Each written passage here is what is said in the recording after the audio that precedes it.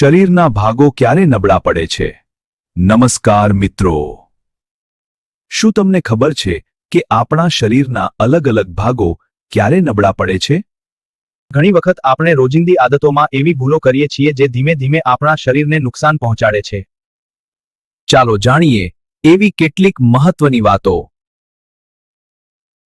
સૌથી પહેલા વાત કરીએ પેટની. જ્યારે તમે લાંબા સમય સુધી ભૂખ્યા રહો છો ત્યારે પેટ નબળું પડી શકે છે.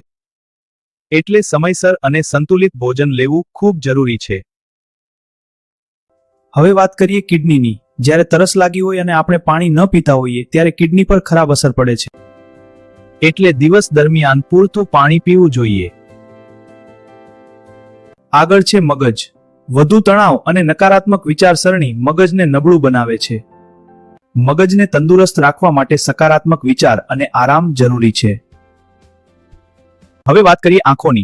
અંધારામાં મોબાઈલ વાપરવું અથવા ખૂબ તેજ પ્રકાશમાં લાંબા સમય સુધી લેપટોપ પર કામ કરવું આંખો માટે નુકસાનકારક છે.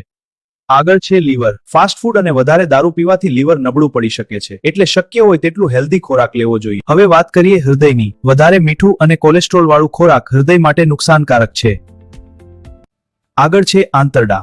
વધુ તેલયુક્ત અને વાસી ખોરાક ખાવાથી આંતરડા નબળા પડી શકે છે. હવે વાત કરીએ કાનની. મોટેથી સંગીત સાંભળવાથી કાનને નુકસાન થઈ શકે છે. આગળ છે ફેફસા.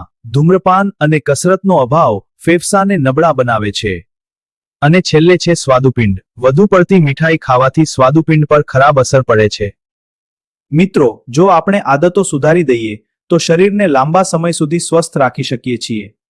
જો તમને આ માહિતી ઉપયોગી લાગી હોય તો વિડીયો લાઈક કરો, શેર કરો અને ચેનલ સબસ્ક્રાઇબ કરવાનું ભૂલશો નહીં.